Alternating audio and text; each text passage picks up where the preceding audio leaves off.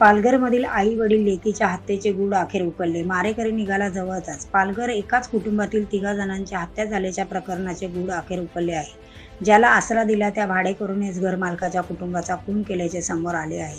पालघर जिल्ह्यातील वाडा तालुक्यातील नेहरोली गावात राहणाऱ्या राठोड कुटुंबातील आई वडील आणि मुलीच्या कुजलेल्या अवस्थेतील मृतदेह ऑगस्ट महिन्याच्या अखेरीस आढळून आल्याने खळबळ माजली होती. आई व मुलीचा मृतदेह बंद पेटीत तर वडिलांचा मृतदेह बाथरूममध्ये सापडला होता. मूळचे गुजरात येथील असलेल्या राठोड कुटुंबातील नेहरोलीतील बोंद्रे आळीत गेल्या 20 वर्षापासून राहत होते. कुटुंबात मुकुंद बेचरदास राठोड वय वर्षे 75, पत्नी कांचन मुकुंद राठोड वय वर्षे 75 आणि मुलगी संगीता मुकुंद राठोड वय वर्षे 52 होते. त्यांची मुले 2 नोकरीनिमित्त बाहेरगावी राहतात. जवळपास 10-12 दिवसापासून आई वडिलांसोबत कुठलाच संपर्क होत नसल्याने त्यांचा मुलगा गावात आला.